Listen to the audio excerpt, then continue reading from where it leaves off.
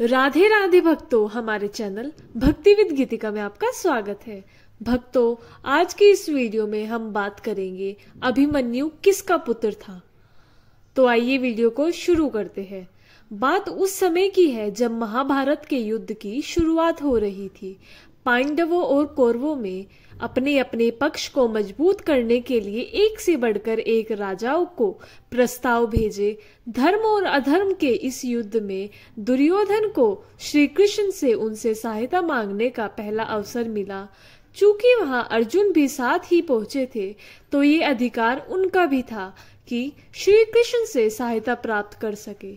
इसके निवारण के लिए श्री कृष्ण ने अपनी सहायता को दो टुकड़ों में कुछ इस प्रकार बांटा कि एक हिस्से में उन्होंने अपनी चक्रवर्ती नारायणी सेना, जो कि विशेष प्रकार के शस्त्रों से युक्त थी, उसे रखा और दूसरे हिस्से में खुद यानी श्री कृष्ण निहत्ते थे, क्योंकि उन्होंने महाभारत के युद्ध में शस्त्र न उठाने का संकल्प लिया था।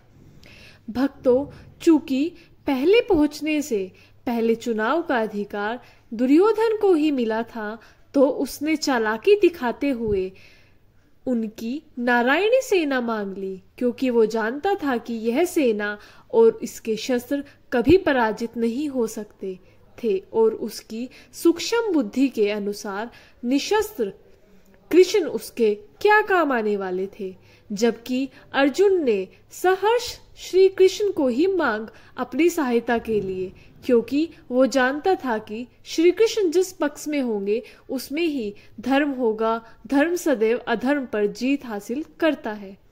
अब इस बंटवारे के बाद श्री कृष्ण ने पांडवों के पक्ष में सहायता के लिए सभी देवी देवताओं से सहायता का प्रस्ताव रखा और इसी क्रम में उन्होंने चंद्र भगवान से सहायता उनका पुत्र मांगा।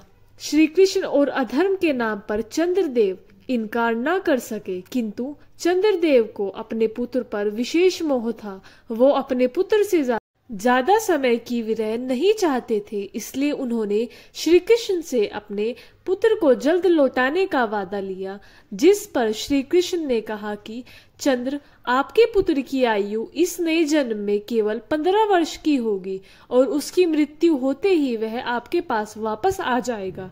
श्री कृष्ण के आश्वासन पर चंद्रदेव ने अपने पुत्र को धरती पर महाभारत में सम्मिलित होने हेतु भेज दिया, जो अर्जुन और सुभद्रा के पुत्र अभिमन्यु के रूप में जन्मा।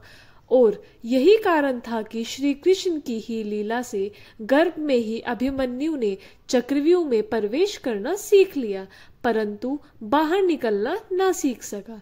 जन्म के बाद भी वो श्री कृष्ण और अर्जुन से चक्रव्यूह से निकलने का तरीका सीखने का प्रयास करता रहा, परंतु चंद्रदेव को दिए वचन के लिए हमेशा ही श्री कृष्ण ने इससे भटका दिया और अंत में महाभारत के युद्ध में मुख्य भूमिका निभाते हुए अभिमन्यु दुर्योधन के चक्रव्यूह में फंसकर मर गया। तब केवल 15-16 वर्ष का था और वीर गति को प्राप्त कर वह पुण्य अपने पिता चंद्रदेव के पास अपने नियत रूप से पहुंच गया।